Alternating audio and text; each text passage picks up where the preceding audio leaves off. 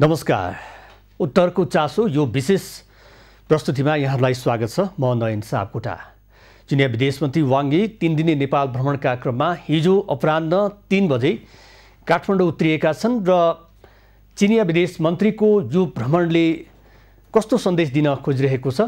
अफगानिस्तान, पाकिस्तान र सँगैको छिमेकी देश भारतको भ्रमण पश्चात नेपालमा वाङ यीको आगमनले एमसीसीसँग देखा परेको संशय चिर्नको लागि र वाम शक्तिहरूलाई मिलाउनको लागि पनि पहल हुन सक्छ भन्ने कतिपयले त्यस्तो खालको विश्लेषण गरिरहेका छन्।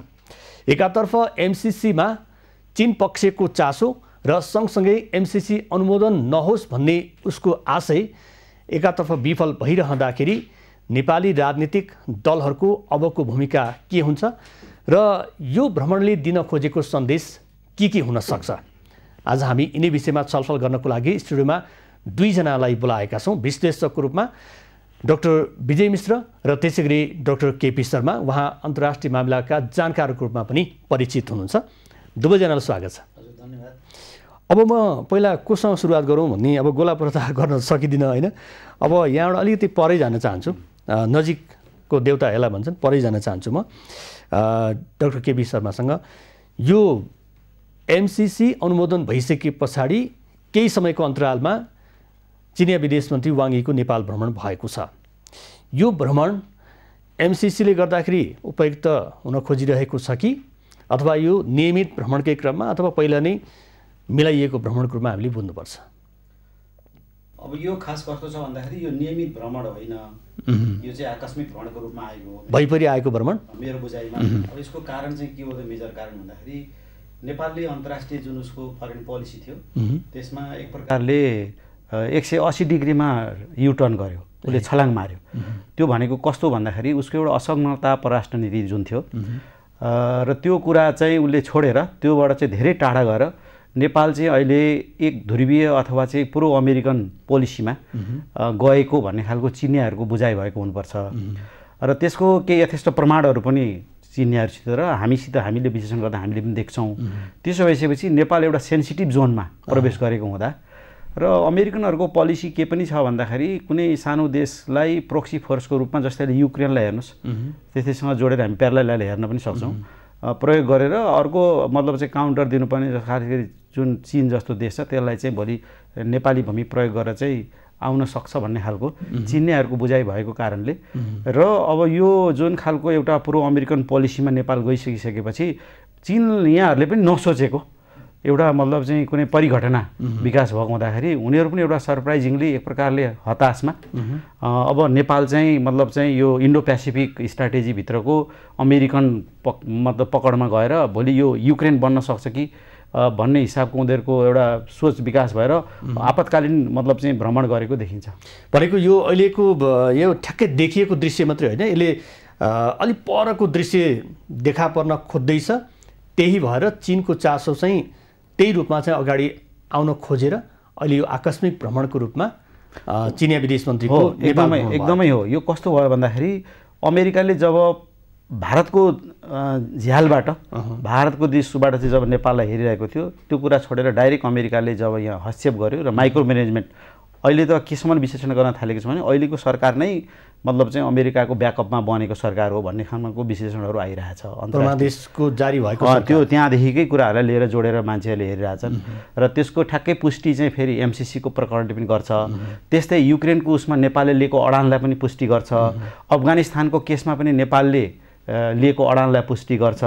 त्यस्तै गरेर तपाईँले चाहिँ बीआरआईको प्रोजेक्टलाई चाहिँ मतलब चाहिँ अगाडि नबढाउनु र इन्डो पेसिफिक भित्रको एउटा आर्थिक प्याकेजलाई चाहिँ सशक्त ढङ्गबाट अगाडि बढाउने खालका चिजहरू जुन भएर टकराव सुरु भएको छ र नेपाल चाहिँ एउटा चाहिँ भू राजनीतिक हिसाबले, सामरिक हिसाबले, रणनीतिक हिसाबले चीनले मतलब चाहिँ एक प्रकारले चीनले चाहिँ खास गरी पहिलादेखि नेपाललाई सिरियसली नलिएको, तर अचानक यो खालको चाहिँ मतलब चाहिँ एउटा चाहिँ डाइनामिक्स विकास भइसकेपछि अहिले चीनको पनि मतलब चाहिँ मतलब एक प्रकारले चाहिँ होस् मतलब अलिकति खुलेको जस्तो देखिन्छ।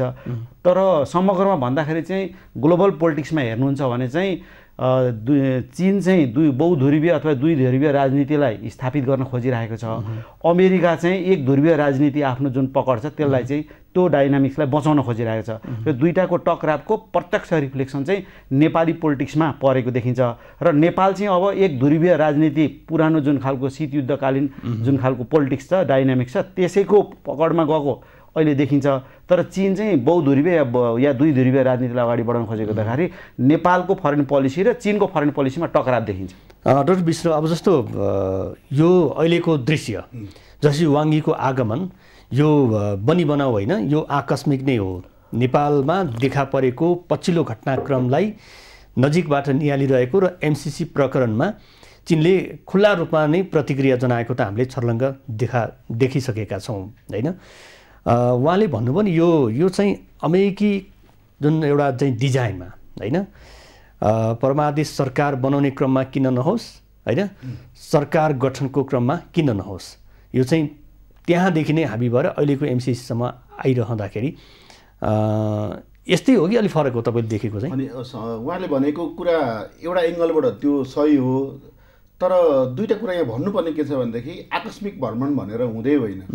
तपाईँले हेर्नुभयो भने परराष्ट्र मन्त्रीले निम्तो नदिकन आएको छैनन् क्या। नेपालको परराष्ट्र मन्त्रीले निम्तो दिएको छ त्यसबाट आएको, यसलाई कसरी आकस्मिक भन्ने होइन, किनकि उसले उजबस्ती आएको होइन नि त, यहाँ निम्तो पठाएको छ त्यसबाट आए। एउटा त्यो भएपछि यसलाई हामीले हल्का रूपमा लिनुपर्छ, एकदम के न गरेर आयो भन्ने होइन। अर्को कुरा के भनेदेखि एमसीसीको जब विरोध गर्ने क्रममा ती विदेश मन्त्रीको प्रवक्ताले नै, चाइनिज विदेश मन्त्रीको प्रवक्ताले नै जुन एउटा त्यसका प्रेस नोटहरू जारी गरेको थियो त्यहाँ लेखेको कुरा एउटा शब्द एक वाक्य तपाईँले विचार गर्नुपर्ने के हुन्छ भनेदेखि चाइनिजहरूले भनेको राजनैतिक शर्त लादेर एमसीसी पास गर्न पाउँदैन भनेको थियो। राजनीतिक शर्त के त भने मैले खोजेँ के, अब त्यसभित्र राजनीतिक शर्त भनेको बहुलवाद मान्नुपर्ने, पुँजीवाद मान्नुपर्ने भन्ने कुरा भूमिकामा लेखेको हो।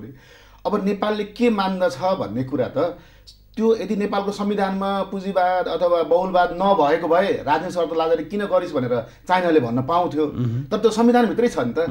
नेपालको संविधान त त्यो कति सर्वसम्मतिले लगभग धेरै मान्छेले पास गरेको हो नि त संविधान सभाबाट। अब यस्तो अवस्थामा त्यो संविधानमा भएको कुरालाई राजनीतिक शर्त लादेर तैँले किन गर्न खोजिस् भनेर चीनले जुन भन्यो त्यसमा मेरो आपत्ति छ। किन नेपालले स्वतन्त्र छ, नेपाल जस्तै भन्नुहोस्, उहाँले के भन्नु एक ध्रुवीय जान खोजेको भनेर।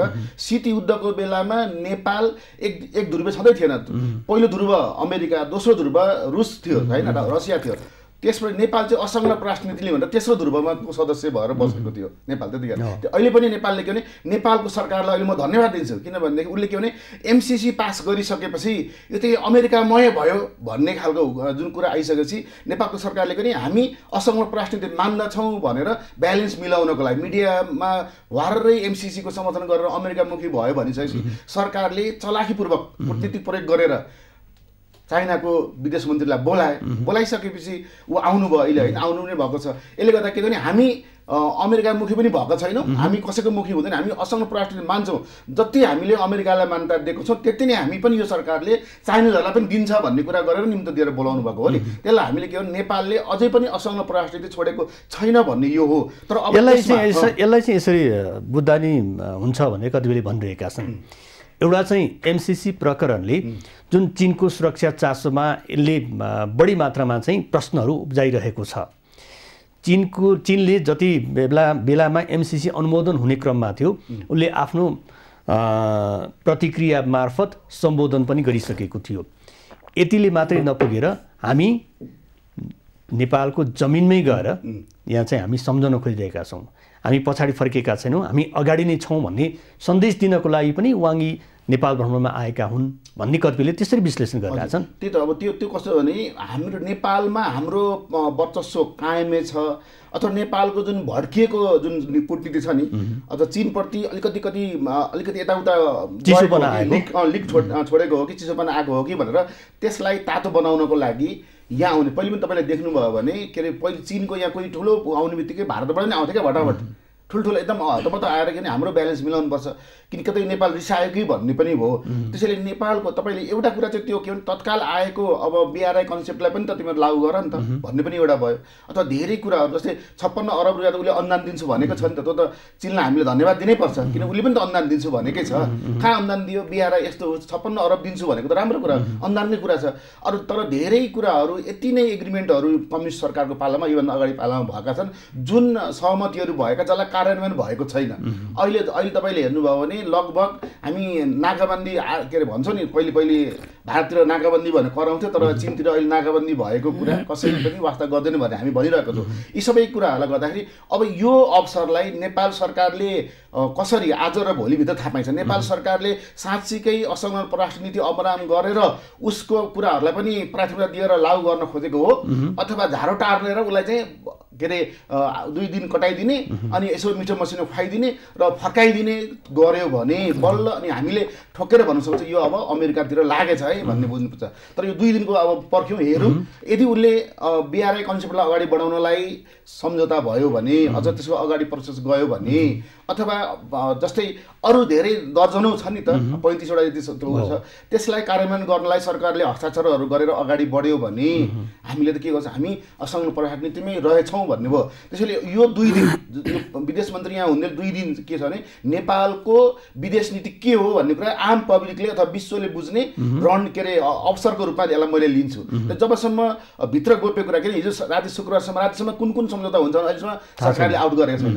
भारतको हस्तक्षेप डाइरेक्ट हुन्छ, सरले भने जस्तो अमेरिकाको हस्तक्षेप पनि छ, किनभने जति तपाईँले हेर्नुहुन्छ भने केही राजनीतिक पार्टीहरूले त अथवा माओवादीले नै अथवा के अरे जस्तो तपाईँले माधव कुमार नेपालको ग्रुपले नै यो त नमान्ने भन्दै थियो नि त, रातारात MCC समर्थन गरिदिएर पास भएको स्थिति हो।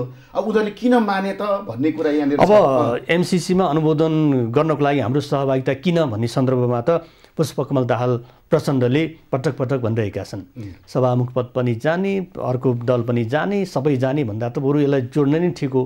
MCCमा व्याख्यात्मक टिप्पणी गरेर यसले चाहिँ हाम्रो नाक पनि जोगाएको छ, MCC अनुमोदन पनि भएको छ। MCCमा जसरी व्याख्या विश्लेषण गरिएको छ नकारात्मक टिप्पणी त्यसलाई पनि यसले ढाकछोप गरिदिएको छ, भनौँ यसलाई चाहिँ फालिदिएको छ भन्ने कुराहरू त उहाँले गर्नुभयो।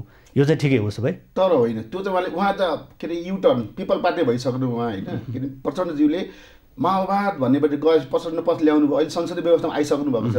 त्यसले उहाँले यो सिद्धान्त अडिग रहेर किन ज्यान ठुलो कि सिद्धान्त ठुलो भन्ने कुरा हो कि 10 वर्ष जनयुद्ध गर्दा त ज्यान हतेले पनि राखेर गरे होइन, अनि त्यो सिद्धान्त कहाँ गयो त भने उहाँले यो तर्क दिनु भनेको चाहिँ उहाँ डराउनु भएको हो क्या, उहाँ डराउनु भयो, लरबराउनु भयो। त्यसैले गर्दाखेरि उहाँको स्थिति उहाँ जता पनि जानुहुन्छ, जताबाट आम्दानी हुन्छ उता जाने चरित्रको मान्छे हुनुहुन्छ। डाक्टर शर्मा, जस्तो MCC अनुमोदन भयो र त्यस सँगसँगै रुस र युक्रेनको युद्ध सुरु भयो र त्यसमा भोटिङको क्रममा नेपालले जुन असंलग्न परराष्ट्र नीतिको जुन एउटा सिद्धान्त अवलम्बन गरेको थियो त्यसलाई पनि तोड्ने काम भयो, अरूकै इसारामा भन्ने कुराहरू पनि आयो। यो साँच्चै भने हो कि एउटा चाहिँ दोष थोपर्नको लागि मात्रै भने हो? होइन, एकदम यो एउटाको पछि लाग्यो भन्ने एउटा सिरियस इस्यु हो। यो कस्तो कुरा हो भन्दाखेरि एउटा देशले गर्ने व्यवहारमा अन्तर्राष्ट्रिय मतलब उसमा पोलिटिक्समा उसले के मुभ गर्छ भन्ने कुराले उसको फरेन पोलिसीलाई डिटर्मिन गर्छ। अहिले नेपाल र चाइनाको भोलिको एग्रिमेन्टले के गर्छ भन्ने कुराले मात्रै डिटर्मिन गर्दैन। नेपाल चुकिसक्यो, नेपालले युक्रेनको उसमा संयुक्त राष्ट्रसङ्घको उसमा भोटिङ गरिसक्यो। त्यो भनेको के भन्दाखेरि उसले अमेरिकाको फेभरमा ऊ गइसक्यो। नेपाल त मतलब चाहिँ असंलग्न परराष्ट्र नीतिको अर्थ के, उसले त तटस्थता अपनाउनु पर्ने हुन्थ्यो। दुवै पक्ष वार्तामा बस्ने, दुवै पक्षले शान्तिपूर्ण ल्यान्डिङ गर्नुहोस्, यो दुवै पक्षबाट जे भइरहेको छ त्यो कुरा ठिक छैन भनेर सायद नेपालको विदेश मन्त्रालयले निकाल्नुपर्ने। यदि म विदेश मन्त्री भएको भए सायद मैले अथवा म नेपालको प्रतिनिधित्व गर्ने भए मैले त्यो कुरा बुझ्नुपर्ने हुन्छ होला। त्यो नभएर एकपक्षीय ढङ्गबाट युक्रेनको फेभरमा नेपालले वक्तव्यबाजी गरेको छ र रुसले गरेको कुराको भर्सना जनाएको छ। एउटा यो त तपाईँको ताजा भर्खरको उदाहरण हो, तपाईँलाई अघि नै पनि मैले उदाहरण दिइसकेँ। अफगानिस्तानमा जब मतलब तालिबानले सरकार मतलब उ गर्यो, अर्को पहिलेको सरकारलाई घानी सरकारलाई अपदस्थ गरेर आफू आयो, त्यतिखेर पनि मतलब नेपालले चाहिँ अफगानिस्तानको सरकारलाई स्वीकारेन होइन। जुन कुरा नेपालको तर्फबाट यदि विदेश नीतिको बारेमा मैले यदि बुझेको चिज सही हो भने त्यो हुनुहुन्थेन भन्ने मलाई लाग्छ। त्यसरी नेपाल प्रस्तुत हुनुहुन्थेन भन्ने मलाई लाग्छ। त्यस पछाडि गएर त्यसको मतलब 5-7 दिनपछि अमेरिकाले फेरि अफगानिस्तानको चिजलाई फरक ढङ्गले व्याख्या गरेर गइसकेपछि फेरि नेपालले फरेन पोलिसीमा त्यो आफ्नो गरेको मिस्टेकलाई उसले करेक्सन गरेको भए पनि हुन्थ्यो। त्यहाँ पनि उसले त्यो कुराहरू गरेको देखिएन। अब त्यसो भइसकिसकेपछि यो दुईटा मतलब हामीले जुन घटनालाई हामी हेरिरहेका छौँ र युक्रेनको केसलाई हेरिरहँदाखेरि चाहिँ नेपाल चाहिँ असंलग्न परराष्ट्र नीतिबाट धेरै टाढा भागिरहेको र त्यो कुराहरूले मतलब चाहिँ त्यो चिजले चाहिँ हामीलाई चाहिँ अप्ठ्यारो पारिरहेको र नेपाल सेन्सिटिभ जोनमा परेको कुरा त हामीले स्वीकार्नुपर्छ र त्यही चासो त्यही विषयले गर्दाखेरि अहिले भ्रमण भइरहेको छ भन्नेमा हामी आजको बहसलाई केन्द्रित त्यतातिर गऱ्यौँ भने ठिक हुन्छ जस्तो लाग्छ एउटा। दोस्रो, यो भ्रमण चाहिँ कुनै मतलब चाहिँ योजनाबद्ध भएको होइन। म मिश्र सरलाई पनि अनुरोध गर्न चाहन्छु, चाइनाको ग्लोबल टाइम्स उसको मुखपत्र हो, उसले आफै लेखिसकेको छ र यो चाहिँ चाइनाको विदेश मन्त्रीको मतलब चाहिँ अनुरोधमा इन्डियाको पनि भ्रमण उहाँले गर्नुभएको छ। इन्डियालाई पनि प्रस्ताव राख्नुभएको, नेपाललाई पनि प्रस्ताव राखिएको र मतलब चाहिँ के अरे आउँछु भनिसकेपछि नेपाल जस्तो देशले त्यसलाई स्वीकार्नुपर्ने उसको मतलब बाध्यता पनि छ। भनेको यो चाहिँ परराष्ट्र मन्त्रीले चिठी पठाएर तय भएको होइन उसो भए? होइन, यो त कस्तो भने चीनको इनिसिएसनमा भएको भ्रमण हो। म आउन लेखेको छ नि त, त्यसलाई त हामीले मान्नु पर्यो नि, आधिकारिक मान्नु पर्यो नि। इन्डियाको भ्रमणलाई पनि त्यही भनेको छ उसले, भने साउथ एसियाकै भ्रमणलाई उसले त्यसरी लिएको छ। त्यस कारणले एउटा सटल डिप्लोमेसी अन्तर्गत आपतकालीन भ्रमण उसले गरेको छ र यो चाहिँ खास यसको अब्जेक्टिभ भनेको के भन्दा क्षेत्रीय लेभलमा इन्डो पेसिफिक स्ट्राटेजी अमेरिकाले चाहिँ जुन खालको चाहिँ लागू गर्न खोज्यो त्यसको चाहिँ मतलब क्षेत्रीय प्रभाव चाहिँ एकदम अब फेरि बढाउँदै लान सक्ने खालको जुन नेपालभित्र पनि एउटा पेनिट्रेसन भइसकेपछि त्यो आर्थिक डिप्लोमेसीको रूपमा एमसिसी छिरिसकेपछि चीनको पनि होस खुलेको छ भन्छु म, होइन। चीनले पनि कमजोर गरेको हो पहिला, उसले आफ्नो फरेन पोलिसीमा प्रोएक्टिभ पोलिसी लिएर आइसकेपछि नेपाललाई केन्द्रमा नराख्नु, नेपाललाई मतलब इग्नोर गर्नु चाइनिजहरूको ठुलो भुल हो। त्यसो भइसकेपछि नेपाल चाहिँ अमेरिकाको पोल्टामा गयो, एउटा यो कुरा।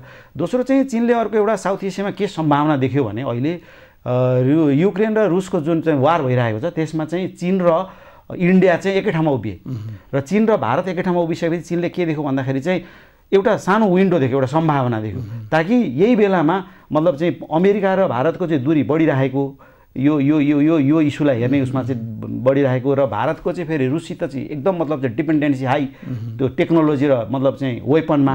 त्यसो भए चाहिँ यहाँ कहीँ मतलब चाहिँ खेलेर यसभित्र कहीँ मतलब चाहिँ फेरि हामी कहीँ मतलब मिलाउन सकिन्छ र इन्डियालाई फेरि आफ्नो उसमा चाहिँ लिन सकिन्छ कि अथवा चाहिँ अझै अमेरिकासितको दूरीलाई पर पुर्याउन सकिन्छ कि भन्ने स्थितिबाट इन्डियाको भ्रमण उनले गरेका छन्।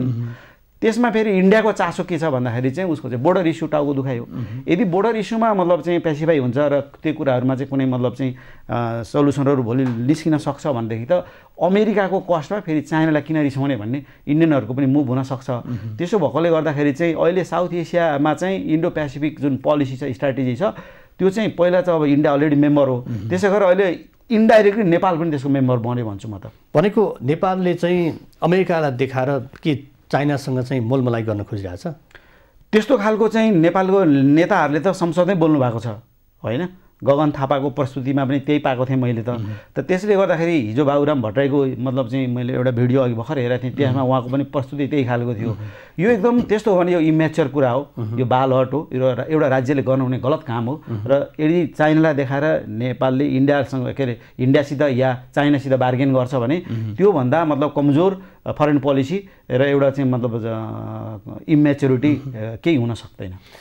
डाक्टर मिश्र, जस्तो यो रुस र युक्रेनको सन्दर्भमा यो विषय पनि यसमा जोडिन सक्छ, किनकि हामी यही भू धरातली अवस्थामा छौँ। सँगैको छिमेकहरूले चाहिँ रुसको सन्दर्भमा चाहिँ तटस्थ बस्थे, नेपालले चाहिँ हतार गरेर चाहिँ आफ्नो जुन एउटा चाहिँ नीति छ त्यो नीतिभन्दा पनि माथि टेकेर चाहिँ अगाडि बढ्यो भन्ने कुराहरू आयो। एउटा चाहिँ सानो राष्ट्र भएर हामीलाई पनि पछि यस्तो हुनसक्छ है, हामीलाई पनि सरसहयोग चाहिन्छ है भन्ने हिसाबले त्यो एउटा चाहिँ कूटनीति चालेको भनेर कतिले विश्लेषण गर्छन्, कतिले होइन सँगैको छिमेकीसँग सल्लाह गरे भए हामी के गर्ने त भनेर सल्लाह गरे भए यो अवस्था आउन थिएन भन्ने कतिपयको बुझाइ छ। यहाँले चाहिँ के देख्नु? यसमा यो अलिकति अमेरिकाको प्रभावमा परेकै हो, पहिलो त त्यो हो। तर दोस्रो के भन्न सकिन्छ भनेदेखि अमेरिका प्रभावमा परे पनि तपाईँ आफै भन्नुहोस् कसैले कसैमाथि युद्ध पहिले सुरु कसले गर्यो त? नेपालले एउटा के हुन्छ भनेदेखि अलि न्यायको सिद्धान्त जाने हो भने युद्ध सुरु गर्ने त रुस हो। अब रुसले युद्ध सुरु गरेकोले र अहिलेसम्म तपाईँले हेर्नुभयो भने सारा विश्वले रुसले गलत गरेको भनिरहेको छ। आम पब्लिक जनतालाई सोध्न रोडमा रुसको गलत हो भन्दैछन्, भन्दै जनताको पक्षमा सरकारले नबोल्नु गलत हुन्छ नि। त्यसैले सरकारले जे निर्णय गरेर भन्यो त्यो हो। अब हामी डराएर दुईटा छेउमा छिमेकी बोलेका छैनन्, हामी किन बोल्ने भनेर चुप लागेर बस्नु भनेको त त्यो डरको सिद्धान्त हामीले प्रयोग गर्नु हुँदैन। सही रूपमा हेर्ने भने उनीहरूले युद्ध जसले सुरु गर्यो, जसले युद्ध सुरु गर्यो त्यसको विरुद्धमा बोल्नु नेपालले न्यायसङ्गत कुरा गरेको हो। तर यसमा बोल्न हतार गर्यो कि किनभने अरू किन चुप लागेर बसिरहेको छ नि त? त्यो कूटनीतिक अध्ययन गरेर त्यसमा उसले पनि केही दिन चुप लागेर बस्न सक्थ्यो, अथवा एउटा आइटममा चुप लागेर पछि अर्को खुल्न सक्थ्यो। त सुरुमै ऊ खुलिदिएकोले के देख्यो भने आम विश्वले के हेऱ्यो भने यो त अमेरिकापट्टि गएछ भन्ने ब्लेम चाहिँ लागेकै हो, तर त्यो गएको पनि हो। अब यसमा तर के देख्छ, म चाहिँ के भन्छु भनेदेखि सरकारले जे निर्णय गर्यो युद्ध सुरु गर्नेको विरुद्धमा गरेकोले ठिक गर्यो। बरु चीन र भारतले गलत गरिरहेको छ। युद्ध रोक्नु पर्नेमा जानु पर्ने, तटस्थ भएर चुप लागेर बस्ने होइन नि। उनीहरूले त एउटा एक्सनमा जानुपर्ने हो, रोक भन्नुपर्ने हो। तर त्यो कुरा नगरेर चुप लागेर भोटिङमा गरेर आखिरमा उनीहरूले भोट नदिए पनि भोटको काउन्टिङ हेर्नुहोस् न के भइरहेछ। डेमोक्रेसीमा के हुन्छ नि, जसको भोट बढी छ उसको विजय हुन्छ नि त। अहिले विश्वको परिवेश हेर्दाखेरि त आखिरमा त्यो हाम्रो नेपालले जता भोट हाल्छ उसले त उसको त बहुमत छ नि त। त्यो कारणले गर्दा नेपालले जुन कूटनीतिक रूपमा प्रयोग गरेको ठिक हो। कालान्तरमा भारतसँग रुष्ट होला अथवा भारत रिसाउला अथवा चीन रिसाउला, किन छिमेकी मुलुक। तर चीनले उहाँले भने एउटा गजब कुरा चाहिँ के भन्नुभएको छ भनेदेखि चीनले पहिलेदेखि नेपाललाई अलिकति अन्डर एस्टिमेट गरेकै हो। किनभने उसले पनि पहिले जब वामपन्थी जान्थे नि चीनमा, उनीहरूलाई के भन्थ्यो अरे चिनीहरूले, हामीसँग हात मात्रै मिलाउनुहोस्, भारतीयहरूसँग त गएर गला मिलाउनुहोस् है, नत्र तपाईँहरूको खैरात छैन भन्थ्यो। भौगोलिक कारण, भाषागत कारण, सांस्कृतिक अरू सबै कारणहरूले गर्दा तपाईँ अहिले नै उता मिल्नुहोस्, उसँग जानुहोस्, 50 वर्ष त हामी नेपालसँग केही गर्नै सक्दैनौँ भन्ने कुरा गरिदिएपछि बाध्य भएर नेपालका कम्युनिस्टहरू पनि त उता मिल्न गयो। महेन्द्रको पालादेखि छ नि त, महेन्द्रले पठाएको चिठी, बरु म कम्युनिस्ट बन्न तयार छु, बरु तपाईँले मलाई सहयोग गर्नु समेत भनेर पठाएको महेन्द्र चिठी भन्ने कुरा आइरहेछ नि त। तर के छ भने उनीहरूले होइन अहिले तपाईँ चाहिँ उतातिरै भारतसँगै मिलेर बसिरहनुहोस् भन्ने खालको आशय जुन माउसे तुङदेखि दिएको कुरा छ नि, त्यो त बिस्तारै बिस्तारै आइरहेको छ नि। त्यसैले गर्दा उसले अलि पछाडि अलि एक्सनमा आउन खोजेको हो। तर समग्रमा के देखिन्छ भने हामी के गर्नुपर्छ, नेपालले चाहिँ छिमेकी मुलुक दुईटालाई इम्पोर्टेन्ट दिनुपर्छ, अमेरिकालाई इम्पोर्टेन्ट दिनु चाहिँ हुँदैन। फेरि सबै कुरा अहिलेको सन्दर्भमा त ठ्याक्कै उल्टो देखियो होइन त उसो भए। अनि अहिले त उसले त ढिलो गर्यो नि त। तपाईँले हेर्नुभयो भने एमसिसी, मैले के भन्ने गरेको छु भनेदेखि एमसिसी अनुदानमा हो भने चारवटा शक्तिसँग नेपालले चीन, युरोपियन युनियन, अमेरिका र भारत, यो चारवटा शक्तिसँग कहिले पनि ब्याजमा कर्जामा ऋण नलिउँ, सबैसँग अनुदान मागौँ न, हेर्नु न के हुँदो रहेछ। उहाँले भन्नुभयो गगन थापाले गलत कुरा गर्यो भने माग्नु भने भिख मागेको ट्रोल के भाइरल भइरहेछ। तर सबैसँग अनुदानमा लिउँ, अनुदानले चाहिँ हामी तिर्नुपर्ने स्थिति हुँदैन। त्यसले गर्दाखेरि हामीलाई अहिले दिन पनि सक्छन्, किनभने हाम्रो त यो भारत र चीनको बिचमा भएकोले यसको अवसर लिनको लागि सबैको चासो छ नि त्यहाँ। अमेरिका त्यसो अलिक पर भए पनि उसलाई यहाँनिर उपस्थिति आवश्यक छ। किन तपाईँलाई थाहा छ विश्वको दोस्रो ठुलो दूतावास अमेरिकाले यहीँ बनाएको छ भनेर भनिरहेको छौँ हामीहरू। किन बनाएको त्यो सानो देशमा भन्दाखेरि हो अमेरिकाले चीनमाथि नेपालमा बसेर केही न केही गर्न खोजेकै हो। तर त्यो गर्न खोजेको कुरा त एमसिसीबाट देखिँदैन, त्यहाँको बुदाहरू देखिँदैन। एमसिसी फर्दर त्यस पछाडि कुनै गरेर गर्छ भने त्यो चाहिँ डेन्जर हो, गर्नु हुँदैन। त्यसैले मैले अघि पनि भने, त्यसैले नेपालले अब चीनसँग र अमेरिकासँग अथवा भारतसँग तिनटासँग बराबरीको समदुरी राखेर बस्नु नै नेपालको लागि भलो हुन्छ। डाक्टर शर्मा, जस्तो सबैसँग समदुरी राखेर बस्नु भलो कुरा आयो र अहिले हेर्दाखेरि ठ्याक्कै त्यस्तो देखा परेको छैन, ठ्याक्कै उल्टो दृश्य हामीले देखा परिरहेका छौँ। यो अहिलेको सन्दर्भमा जसरी एमसिसी अनुमोदन भयो र एमसिसी अनुमोदन भइसके पछाडि वाङ यीको यो भ्रमणले गर्दाखेरि यो हामीले दबावको रूपमा यसलाई लिन खोजिरहेछौँ कि पहिला गरिएका जुन सी जिनपिङको नेपाल भ्रमणताका भएका सम्झौताहरूलाई कार्यान्वयन गर्नको लागि यो राम्रो अवसरको रूपमा लिन खोजिरहेछौँ कि चीनले नेपालबाट के आशा गर्न खोजिरहेको छ? एउटा कुरा हामीले के हेर्नुपर्छ भन्दाखेरि हाम्रो राष्ट्रिय स्वार्थको रिफ्लेक्सन फरेन पोलिसीमा पर्नुपर्छ। कसले गलत गर्यो कसले सही गर्यो भनेर वकालत गर्ने, न्याय गर्ने या जजको रूपमा नेपालले काम गर्न सक्दैन, यो तपाईँको नन अलायन्स मुभमेन्ट अन्तर्गत। त्यसैले गर्दाखेरि चीनको अहिले मेजर कन्सर्न के हो भन्दाखेरि कि मतलब चाहिँ जस्तै युक्रेनकै कुरालाई फेरि जोड्नुपर्छ। युक्रेनमा युद्ध किन भयो भन्दाखेरि युक्रेनले के गर्यो भन्दाखेरि मलाई नेटोको मेम्बर बना, मलाई युरोपियन युनियनको मेम्बर बना भनेपछि बोर्डर जोडिएको देश रुससँग रुसले के सोच्छ भने मेरो लागि यो थ्रेड भयो, या त अमेरिका सेना आउँछ, भोलिपछि मेरो सुरक्षाको कुरालाई चाहिँ मेरो जाँच आउँछ र मलाई डाइरेक्ट यहाँबाट चाहिँ हमला हुन्छ भनेपछि उसले एट्याक गर्यो। भोलि नेपालमा त्यही परिस्थिति सिर्जना भयो भने र नेपाल चाहिँ भोलि मतलब चाहिँ अमेरिकाले त्यो ढङ्गले प्रयोग गर्ने खालको चीनलाई महसुस भयो भने या भारतलाई महसुस भयो भने उनीहरू आणविक हतियार भएका देशहरूले हामीमाथि आक्रमण गर्ने कुरालाई हामीले प्रश्न गरिराख्नुपर्छ भन्ने मलाई लाग्दैन। त्यो सामना आज युक्रेनले जुन गरिरहेछ त्यो खालको दुर्भाग्य नेपालले भोलि भोग्न पर्ने हुन्छ। त्यसो भएकोले गर्दाखेरि नेपाली नेतृत्वले र नेपाली लिडरहरूले बोल्दाखेरि फरेन पोलिसीको विषयमा संसदमा बोल्दा होस्, बाटोमा बोल्दा होस्, घरमा बोल्दा होस्, इभन मतलब छोराछोरीसँग बोल्दा होस्, म त यो भन्छु। किनभने बडी ल्याङ्ग्वेज धेरै इम्पोर्टेन्ट हुन्छ फरेन पोलिसीमा भने त्यति भोकल भएर फरेन पोलिसीको बारेमा जे पाए त्यो बोल्न मिल्दैन। अनुदान लिने कुरा आफ्नो ठाउँमा छ, त्यो डिप्लोमेटिक लेभलबाट जाने चिज हो, लिने हो, तर त्यसको तरिका हुन्छ, अप्रोच मिलिरहेको छैन। दोस्रो कुरा संसदको बैठकमा बोलेर फरेन पोलिसीको विषयमा त्यसरी बोल्ने होइन, त्यसको डिपार्टमेन्ट हुन्छ, त्यसको इन्टरनल कुराहरू हुन्छ, त्यसले डिप्लोमेटिक लेभलमा च्यानलाइज गर्छ, पत्रचार गर्छ होइन। त्यो त तपाईँले कतिपय ख्याल गर्नुभएको छ, विद्या भण्डारी र सी जिनपिङको सोल्टी होटलमा मिटिङ हुँदा मैले चाइनिज कल्चरलाई नजिकबाट अध्ययन गरेको हुँदाखेरि त्यसको एउटा सानो उहाँले मिस्टेक गर्नुभएको, त्यतिखेर चर्चा नेपालले पाए कि पाएन मलाई थाहा छैन, टोस्ट गर्दाखेरि तपाईँको चाहिँ त्यो चियर्स गर्दाखेरि चाहिँ चाइनिजहरूमा के हुन्छ भने चाहिँ तपाईँले अल्कोहल लिँदाखेरि सिनियरको चाहिँ माथि हुन्छ, जुनियरले चाहिँ तल राख्नुपर्छ ग्लासलाई होइन। विद्या भण्डारीले माथि राख्नुभयो, सी जिनपिङले तल गर्नुभयो होइन। त्यो त सामान्य कमन सेन्स राष्ट्रपतिमा रहेनछ नि, त्यसको मिनिङ हुन्छ कि भन्न खोजेको त्यति सेन्सिटिभ हुन्छ फरेन चिज भने डिप्लोमेसीमा। त्यसरी जथाभावी बोल्न हुँदैन, नबोल्न नेतृत्वलाई अनुरोध गर्छु। छैन भने उहाँले थिङ्क ट्याङ्क राखेर एक्सपर्टको ओपिनियन लिए हुन्छ यो विषयमा। फरेन पोलिसीमा एकदमै चुकिरहेको छ। अब तपाईँले मतलब जहाँसम्म मलाई प्रश्न राख्नुभयो चीन के चाहन्छ भन्दाखेरि एउटा पोजिटिभ कुरा मैले फेरि अघिको कुरालाई दोहोऱ्याउन चाहेँ। चीनले जुन गल्ती गरेको थियो, प्रोएक्टिभ पोलिसी विकास गरेको, डिफेन्सिभबाट अफेन्सिभमा गएको, अरू देशहरूसित उसले मतलब चाहिँ आफ्नो बिआरआई प्रोजेक्टलाई प्रोएक्टिभली लन्च गरिरहेको, नेपाललाई मतलब इग्नोर गरिरहेको, माइनस गरिरहेको, काउन्ट नगरिरहेको, एमसिसी पनि पास हुँदैन होला भन्ने उसले खालको एनालाइसिस गरेको जुन सोचबाट ऊ विकास भइरहेको थियो, उसको आँखा उग्रेको छ। अब सुतेको बाघ उठेको छ मेरो बुझाइमा होइन, ड्र्यागन उठेको छ, चाइनिज ड्र्यागन। र नेपाललाई उसले अब चाहिँ के छ भने खतराको घन्टीको रूपमा, र नेपालमा अब अमेरिकाको मतलब चाहिँ प्रवेश भइसकेपछि अब हामीले यहाँ प्रोएक्टिभली अगाडि बढ्नुपर्छ। र त्यो प्रोएक्टिभ हामी बढ्दाखेरि भोलि नेपाली लिडरसिपबाट र अहिलेको नेतृत्वले हामीलाई सहयोग गर्छ कि गर्दैन त, अथवा त्यहाँ हाम्रो अब सम्भावना के छ, र अब लङ टर्ममा फरेन पोलिसी हामी के बनाउनुपर्छ र नेपाललाई कसरी अगाडि बढाउनुपर्छ भन्ने मतलब चाहिँ चासोको साथ उसको भ्रमण भइरहेछ। र उसले के पनि बुझ्न खोजिरहेको छ भने अहिलेको लिडरसिपले साँच्चीकै नन अलायन्स मुभमेन्टलाई छोडेर साँच्चीकै प्रो अमेरिकन लाइनमा गएको हो कि होइन, र साँच्चै हाम्रो स्पेस छ कि छैन, र छैन भने अब के गर्ने र आउँदो स्ट्राटेजी के बनाउनु पर्छ भन्ने खालको सोचको साथ पनि यो भ्रमण भइरहेको छ। र ऊ त के चाहन्छ, चाइना नेपालमा के चाहन्छ भन्दाखेरि अमेरिकाको प्रवेशलाई रोक्न चाहन्छ, इन्डियाको मतलब चाहिँ प्रवेशलाई मतलब प्रो माइक्रो म्यानेजमेन्टलाई रोक्न चाहन्छ, र आफ्नो बिआरआईलाई यहाँ मतलब चाहिँ एक्टिभली लागू गर्न चाहन्छ। तर कुरा के भइरहेको छ त्यसको ठिक उल्टो भइरहेछ। जस्तै तपाईँ सी जिनपिङ आउँदा 35वटा प्रोजेक्ट मतलब एग्रिमेन्ट भएको, एउटा प्रोजेक्टमै मलाई अगाडि बढेको छ भन्ने मलाई लाग्दैन।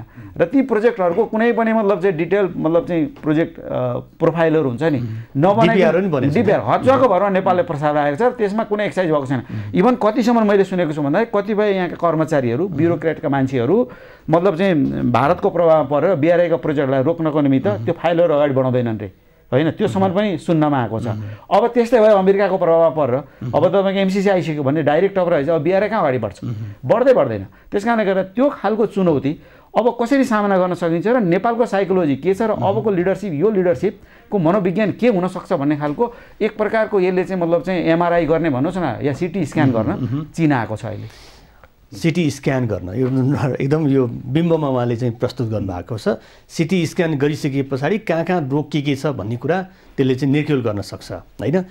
उहाँले भने जस्तो अहिले चाहिँ यो बिआरआई लगायतका जति पनि चिनिया राष्ट्रपतिको नेपाल भ्रमणताका भएका 35-40वटा सम्झौताहरू जहाँको त्यहीँ छ होइन।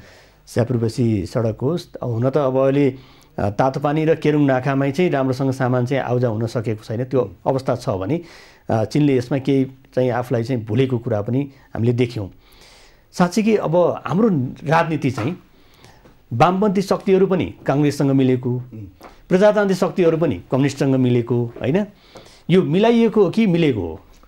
वास्तवमा हेर्दा जसरी हुन्छ नि, चाइनाले जसरी एमसिसी पास हुँदैन कि भनेर ढुक्क थियो, किनभने त्यहाँ कम्युनिस्टको सङ्ख्या बढी थियो संसदमा, तर त्यो सबै कम्युनिस्ट साँच्चीकै ओरिजिनल कम्युनिस्ट होइन रहेछ भन्ने कुरा त उसले त अब फाइन गर्यो। त्यही भएर सरले भने जस्तो स्क्यानिङ गर्नको लागि अब आउने भयो भनेपछि अब यहाँनिर के देखिन्छ भनेदेखि को हो त ओरिजिनल कम्युनिस्ट भनेको त म त यसो छान्दाखेरि बुझिसकेको छु यो हुनु भने झन् चाइनाले त नबुझ्ने कुरै भएन। त्यसले गर्दा चाइना अहिले चाहिँ के छ भने नेपालमा जब नयाँ किसिमले कसरी जान सकिन्छ भन्ने यो सबभन्दा ठुलो पावरफुल टोली हो अहिले आएको।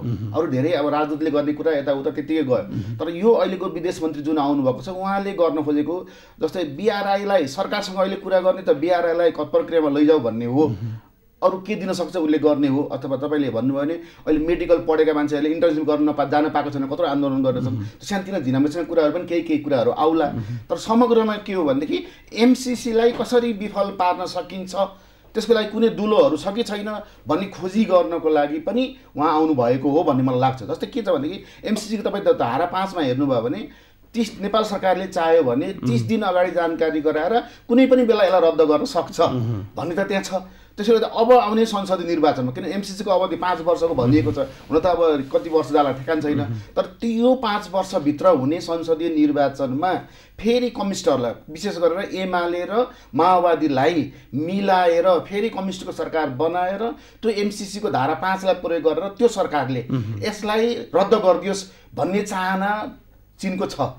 किनभनेदेखि चीनले भनिसकेको छ राजनीतिक तपाईले के अरे शर्त राखेर गर्नुभएको छ, यो गलत हो भन्ने कुरा उसले भनिसकेपछि यो राजनीतिक कुरा उसले हटाउन चाहन्छ अथवा नेपालमा उसको सिद्धान्तलाई यहाँनेरि लागू होस् अथवा उसको सिद्धान्त मानिस जसले चीनको सिद्धान्तलाई मन पराउँछ त्यो सिद्धान्त मान्नेहरूको यहाँ सरकार होस् भन्ने चाहन्छ। किनभनेदेखि त्यो नहुने बित्तिकै नेपालमा अमेरिकाको उपस्थिति बढी हुने बित्तिकै तिब्बतको चलखेल फेरि बढेर जान्छ, अनि त्यसपछि चाइनामाथि नै फेरि अवरोधहरू हुन सक्छ। अथवा त्यो नेपालमा विशेष गरेर अमेरिकाको उपस्थितिलाई कम गर्नको लागि यहाँ कम्युनिस्टको सरकार एकदम आवश्यक छ र ग्रासरुटको जनसङ्ख्या हेर्नुभयो भने कम्युनिस्टहरूको भोटर्स बढी पनि छ। फेरि तपाईँले त्यसो भनिरहँदाखेरि यहाँले चाहिँ जुन अब सिटी स्क्यानको कुरा पनि आयो र MCC-को धारा 5 को कहानी चाहिँ दुलो छ, त्यो दुलोलाई समातेर MCC विफल बनाउने कुरामा अब चीन लाग्न सक्छ भन्ने हामीले विश्लेषण गरिरहँदाखेरि अब कम्युनिस्ट शक्तिमय थियो, नेकपा एउटै हुँदाखेरि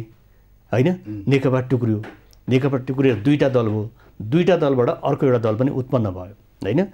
यसो हेर्दाखेरि त त्यो शक्ति त क्षीण भएको जस्तो देखिएन, जुन दुलो त हामीले पहिले चाहिँ टालिदिइसकेका रहेछौँ, त्यो क्षीण भएको छ। तर दुईटा कुरा तपाईँले सुन्नुहोस् है त, प्रचण्डजीले अस्ति बिचमा एक हप्ताभित्र के भन्नुभएको छ भनेदेखि यो के अरे हाम्रो केपी ओलीजीले संसद भङ्ग गरेको कुरा आफ्नो इच्छाले होइन, यो विदेशी शक्तिको इसारामा डिजाइन अन्तर्गत भएको रहेछ, उहाँ त्यसमा दोषी होइन भन्ने खालको आशयको वक्तव्य दिनु।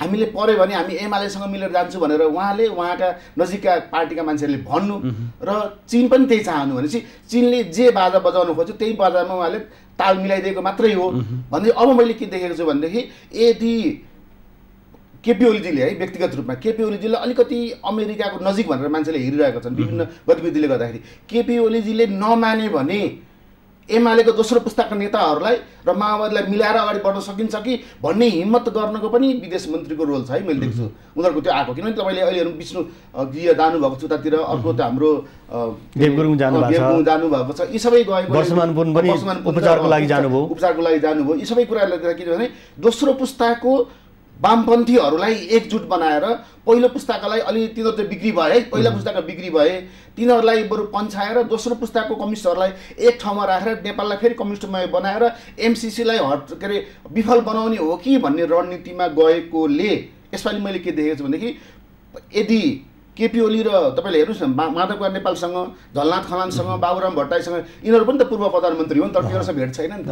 भेट त कोसँग छ भन्दाखेरि केपी ओली र प्रचण्डसँग पनि छ होइन, अनि प्रधानमन्त्रीसँग। त्यसले गर्दा के देख्यो भनेदेखि यो उनीहरूलाई किन माइनस गरे त भन्दा त्यही MCC उनीहरूको रोल हेरेरै त्यहाँ माइनस पनि भएको छ। किन तिनीहरूको पार्टीले त अन्तिममा आवारमा गएर निर्णय पनि गरे। यी सबै हेर्दा मैले के देखेको छु भनेदेखि यदि कम्युनिस्टहरू तिमीहरू मिल्ने भयो मिल र MCC-लाई क्यान्सल गराउँदैनौँ भनेदेखि अब हामी हाम्रो पुरानो सोचलाई चेन्ज गरेर राष्ट्र संस्थालाई ल्याउनतिर हामी जान्छौँ भन्ने निष्कर्षमा पुग्नको लागि पनि यो विदेश मन्त्रीको आगमन हो।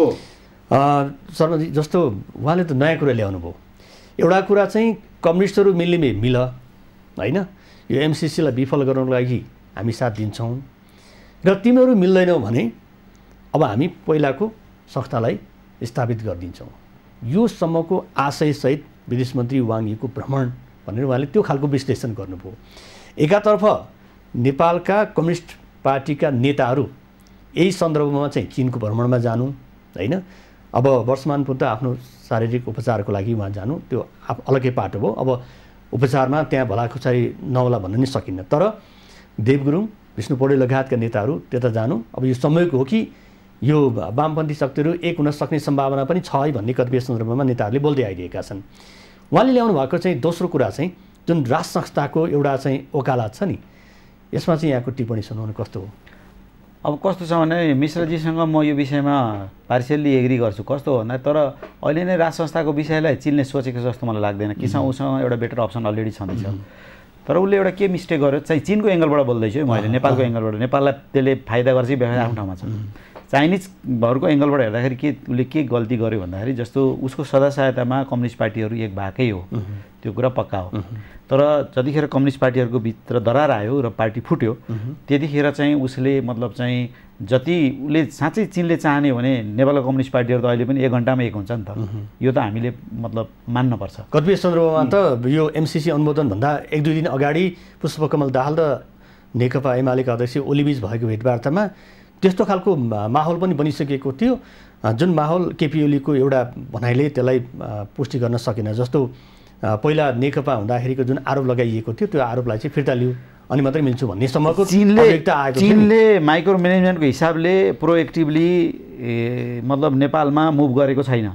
यदि साँच्चै माइक्रो म्यानेजमेन्टमा अब चीनको रिभ्यू गर्न सक्छ चिनले फरेन पोलिसी मेरो विचारमा। अहिलेको उसको उपस्थिति चाहिँ जुन सूक्ष्म रूपमा छैन, ऊ अब सतही रूपमा मात्रै आइरहेको छ। अब माइक्रो म्यानेजमेन्टमा जानुपर्छ कि भन्ने खालको उसले रिभ्यू गर्न सक्छ यो भिजिटपछि। र उसले त्यसो गरेको खण्डमा नेपालको कम्युनिस्ट पार्टीहरूलाई उसले 2 घन्टामा 1 घन्टामै एक बनाउन सक्छ यदि चाहेको खण्डमा उसले। र त्यो उसले महसुस गरेन पहिला। त्यसो नगरेको कारणले गर्दा नेपालका कम्युनिस्ट पार्टीहरूलाई उसले छोडिदियो। छोडिदिएपछि उनीहरू अराजक भएर आफ्नो ढङ्गले फुटे। र एमसिसी पास गर्ने बेलामा पनि यिनीहरू रोइकराइ गरेकै हो। तर अमेरिकाले एकलौटी ढङ्गबाट चेपोमा पारेर पास गर्यो, हामीलाई थ्रेट आयो भनेर त प्रचण्डले मिडियामै बोले हो। त्यसो भइसकिसकेपछि अब खास कुरा के हो भन्दाखेरि चीनले चाहिँ माइक्रो म्यानेजमेन्टमा अमेरिका माइक्रो म्यानेजमेन्टमा आइसक्यो भनेपछि चीन पनि माइक्रो म्यानेजमेन्टमा आएन भने र नेपालको भूमि चाहिँ अमेरिकाहरूको मतलब डिजाइनमा चल्छ। त्यो कुरा चीनले अब राम्रोसँग बुझ्या होला। त्यसो भइसकेपछि अब उसले फरेन पोलिसीमा रिभ्यू गर्नेछ र उसले पनि माइक्रो म्यानेजमेन्टमा यहाँ गर्नेछ र नेपालको कम्युनिस्ट पार्टीलाई एक बनाएर मिश्र सरले भने जस्तै भोलिको संसदबाट अथवा आफ्नो हातमा चाबी राखेर अमेरिकाको इन्डो पेसिफिक स्ट्राटेजीको जुन 5वटा कम्पोनेन्टहरू छ त्यो कुनै पनि कम्पोनेन्टलाई यहाँ छिर्न नदिने गरी उसले प्लान गर्न सक्छ र त्यो चाह्यो भने उसले सजिलैसँग गर्न पनि सक्छ।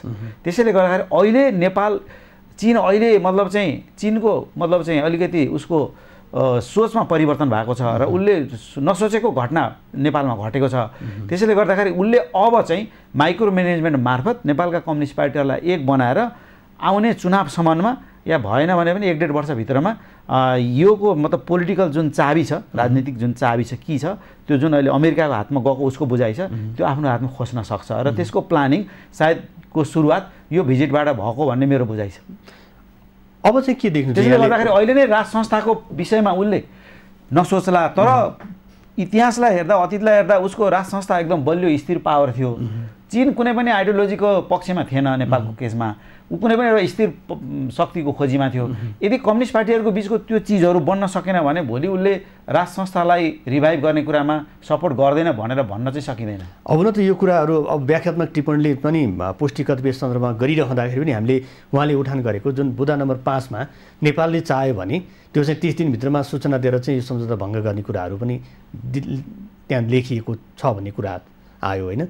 यदि सजिलोसँग चाहिँ त्यो भङ्ग गर्न सकिने होइन। नेपालले त्यो त्यो त्यो त्यो चाहिँ कम्युनिस्ट पार्टी एक भएर भोलि संसदबाट पनि त्यो खारेज गर्ने हिम्मत चाहिँ नेपालले गर्दैन। किनभने अमेरिकासितको रिलेसनलाई पनि कट गर्न सक्दैन, उसले ब्यालेन्स नै गर्नुपर्छ। तर नेपालको र नेपाली जनताको कन्सर्न के हो त मेजर भन्दाखेरि भोलि यहाँ मिलिटरी पेनिट्रेसन हुन्छ कि चाइनाको विरुद्धमा मतलब यो चाहिँ बेस क्याम्प बन्छ कि नेपाल र यहाँबाट चाहिँ मतलब चाइनाको विरुद्धमा चाहिँ मतलब कुनै खेलहरू हुन्छ र यहाँ चाहिँ मतलब हात हतियारको गेम हुन्छ कि भन्ने नेपाली जनताको चासोको विषय छ नि त। हो त्यो कुरा चाहिँ कम्युनिस्ट पार्टीलाई एक बनाएर संसदमा बहुमत ल्याएर चाइनाले रोक्न सक्छ। प्रोजेक्ट अगाडि बढ्छ। अब प्रोजेक्ट रोकिँदैन। तर यसको सामरिक जुन मतलब चाहिँ पाटो छ र यसको जुन मिलिटरी पाटो छ र अर्को यसको चाहिँ मतलब गभर्नेन्समा जुन 5वटा जुन एलिमेन्ट छ नि त इन्डो पेसिफिक भित्र त 5वटा एउटा चाहिँ सैन्यको कुरा भयो, एउटा आर्थिक पाटो भयो, एउटा गुड गभर्नेन्सको कुरा भयो, एउटा डिप्लोमेसीको कुरा भयो, एउटा पोलिटिक्सको कुरा भयो, अर्को आइडियोलोजीको कुरा भयो। आइडियोलोजीलाई यहाँ लाद्ने होइन, पोलिटिक्सलाई यहाँ लाद्ने अथवा यहाँ चाहिँ मतलब चाहिँ मिलिटरीले यहाँ पेनिट्रेसन गर्ने जुन अमेरिकाको प्लान छ कि भन्ने नेपाली जनताले जुन मतलब चाहिँ चासो छ र त्यसमा व्यापक रूपमा शङ्का छ, त्यो कुरालाई चाहिँ त्यो चिजलाई चाहिँ चाइनाले रोक्न सक्छ। र त्यो चिज चाहिँ मतलब चाहिँ उसलाई सम्भव यस अर्थमा जब नेपालका कम्युनिस्ट पार्टीलाई एक बनाएर चुनावमा लगेर फेरि कम्युनिस्ट पार्टीको ग्राउन्डमा त अहिले पनि 60% भोट त मेजोरिटी देखिन्छ, त्यो जनता त छ त्यो फेभरमा भनेपछि त्यो चिजलाई त्यहाँ अपर्च्युनिटी देखेर चाइनाले त्यो क्याच चाहिँ अब गर्न सक्छ। अब अहिलेको सन्दर्भमा विश्लेषण सर, अब गठबन्धन 5बाट 4मा झरेको छ र अहिलेको स्थानीय चुनावमा पनि अब प्रमुख पार्टीहरूले चाहिँ गठबन्धन बिना त अब चुनाव जित्न सकिन्न भन्ने स्वयं शेरबहादुर देउवा पनि त्यही भन्दै हुनुहुन्छ, पुष्पकमल दाहाल पनि त्यही भन्दै हुनुहुन्छ। माधव नेपाल त त्यो नभइकन हुँदै हुँदैन होइन, उहाँको त सङ्गठन विस्तार लगायतका अरू संरचना निर्माणकै क्रममा अलि बढी अप्ठ्यारो छ। अब सबैभन्दा बढी फाइदा त यो एमसिसी अनुमोदन भएर माधव नेपाललाई नै फाइदा भएको कुरा पनि आइरहेको छ, नभए त होइन त्यो दलै हुने कि नहुने भन्ने कुरा पनि थियो होइन। अब कम्युनिस्टलाई एक बनाउने कुरा जुन चीनले लिएको नीति, कम्युनिस्टलाई एक बनायो भने हामीले भनेअनुसार उनीहरू चल्न सक्छन् भन्ने उसको आशा छ। त्यो सम्भावना चाहिँ यहाँले अहिले कसरी देख्नु भएको छ? योभन्दा अगाडि पनि तपाईँले हेर्नुभयो भने माओवादी र एमाले बिचमा भए नभएका गाली गलौज पहिले गर्थे, तर 81 दुईटा मिल्न गए, त्यो मिलेको चाइनाले मिलाइदिएको भनेर सबैले जगजाहेर छ। त्यसै अहिले पनि पछिल्लो चरणमा केपी ओलीपट्टि कहिलेकाहीँ चाहिँ नकारात्मक कुरा गर्नुहुन्छ प्रचण्डजीले, तर केही कुराहरू अब विदेश मन्त्री आउँदैछ एउटा इन्भाइरोमेन्ट मिलाउनु त मिल्न सकिन्छ कि भनेर। किनभने मैले के देखेको छु भने प्रचण्ड प्रधानमन्त्री मेकरको रूपमा चाहिँ देखिएँ क्या, अब उनी अब प्रधानमन्त्री हुन सक्दैनन् भनेर मैले डिक्लेयर पहिले गरिदिइसकेको छु। किनभने उनलाई अब कुनै पनि शक्तिले विश्वासै गर्दैन, यो मान्छे कता जान्छ कता जान्छ ठेकानै छैन भन्ने खालको प्रवृत्तिको उनी भएकोले उनलाई प्रधानमन्त्री बनाएर जोखिम मोल्न कुनै पनि देश चाहँदैन अब अवस्थामा। न अमेरिका पुष्पकमल दाहाल न चाइना चाहन्छ न भारत चाहन्छ, तिनटैले नचाहिसकेपछि यहाँनिर हुने अवस्था छैन। त्यसले गर्दा के देखिन्छ भनेदेखि तर उनले चाहिँ के गर्छ आफ्नो अस्तित्वलाई बचाइराख्नको लागि, अथवा उनले पहिले भन्थे नि म अब एक भयौँ, अब यो अब केपी ओलीजीको अब आयु कति हो र त्यस पछाडि मै हुन्छु यसको अध्यक्ष, त्यस पछाडि 50 वर्ष कम्युनिस्ट मै बनाउँछु देशलाई भनेर सोचेकै हो। अहिले पनि उहाँहरू यो के अरे बहुलवादलाई नमान्ने अनि वैज्ञानिक समाजवादको कुरा गर्ने, त्यो सबै गर्न त कम्युनिस्ट मिल्नै पर्यो नि त। उहाँको जुन उद्देश्य छ नि, माओवादको जुन उद्देश्य पहिले लिनुभएको थियो, त्यो भित्र कुनै न कुनै अंशमा त रहेको छ उहाँको बिच, कहिलेकाहीँ बोल्ने पनि आउँछ प्रचण्डजीको, त्यो पुरा गर्न पनि अथवा माओवादीको 10 वर्ष जनयुद्धको जुन मूल एजेन्डा थियो त्यसलाई पुरा गर्न पनि नेपालको सबै कम्युनिस्टहरू मिल्नु नै पर्नेछ। त्यो कम्युनिस्ट मिल्न आपत्ति मलाई छैन, किनभने कुनै पनि सिद्धान्त आओस् नेपालको विकास होस् भन्ने खोज्ने हो।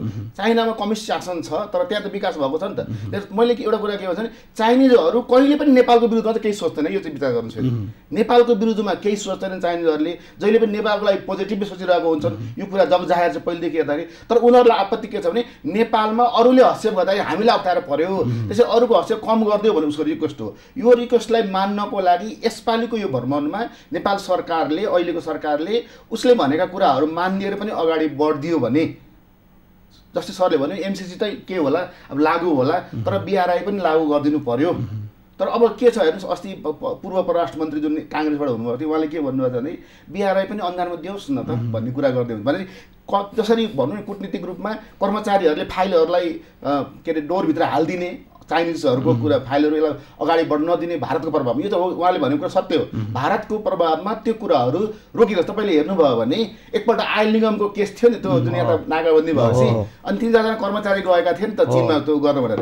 त्यतिखेर एउटा कर्मचारी चाहिँ यो इन्डियाको खुफिया हो, के अरे इन्डियन खुफिया हो, यो यसो चाहिँ हामी भेट्दैनौँ, यसलाई नलिकन आऊ भन्दाखेरि अब लगिसकेको छ, होटलमा तालचा लगाएर कर्मचारीलाई अनि गएर भेट्यो अरे क्या चाइनिजहरूसँग। हेर्नुहोस् है, अनि त्यो त छ नि, उसले पनि उसलाई पनि भन्छ। दुईटाको मैले के देखेको छु भनेदेखि दुईटा बिचमा सौतेनी मामलाको झगडा छ, तर पनि चाइनाले के गरिरहेछ भने 2+1 को नीति भनेर नेपालमा ठुलो मान्छे चाहिने आउनु पर्दाखेरि पहिले भारत जान्छन्, त्यसबाट यहाँ आउँछन्, यो कर्सी निर्वाह गरिरहेका छन् नि त। उनीहरूले 2+1 नेपालप्रति केही गर्नु छ भने तिमीहरू म मिलेर गरौँ न भनेर चाइनाले पटक पटक भारतलाई भन्दैछ। अहिले उहाँले भने जस्तै भारत अलिकति अहिले अमेरिकाबाट अलिकति टाढिएको हो कि भन्ने देखिएको छ।